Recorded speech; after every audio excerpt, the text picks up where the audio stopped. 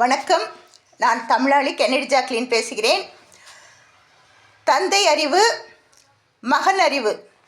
தந்தையின் அறிவே மகனுக்கும் இருக்கும் என்பதற்கு தொல்காப்பியர் காலத்திலேயே நூற்பா இருக்கிறது. பாருங்க, தந்தையை ஒப்பர் மக்கள் என்பதனால் தொல்காப்பியம் கற்பியல் நூற்பா 6 கூறுகிறது.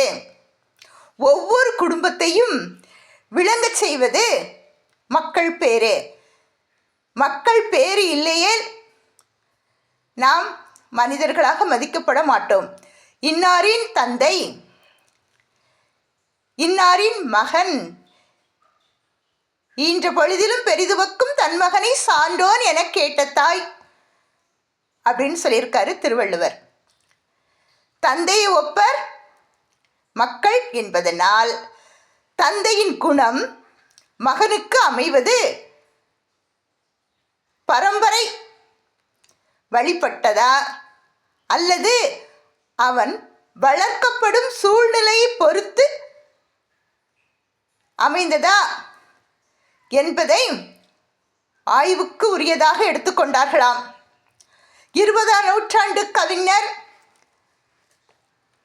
திரை இசை கவிஞர் பாடியிருக்கிறார். பாருங்கள். எந்த குழந்தையும் நல்ல குழந்தை தான் மண்ணில் பிறக்கையிலே, எந்த குழந்தையும் நல்ல குழந்தை தான் மண்ணில் பிறக்கையிலே, பின் நல்லவராவதும் தீயவராவதும் அன்னை வளர்ப்பதிலே, பின் நல்லவராவதும் தீயவராவதும் அன்னை வளர்ப்பதிலே என்று கூறியிருக்கிறார். அவர்கள் நல்லவர்களாக வாழ்வதும் தீயவர்களாக வாழ்வதும் யார் கையில் இருக்கு? அன்னையின் கையில்தான் இருக்கு என்று கூறிவிட்டார்கள். அன்னை என்பவள் வழிகாட்டும் ஒரு தெய்வம். அவர்கள்தான் தன்னுடைய பிள்ளையை வழிநடத்தி செல்கின்றார்கள். ஆனால் முழு பொறுப்பும் யாருக்கு இருக்கிறது? தந்தைக்கு இருக்கிறது. தந்தையின் குணம் மகனுக்கு உண்டு என்று தொல்காப்பிய நூல் கூறுகிறது.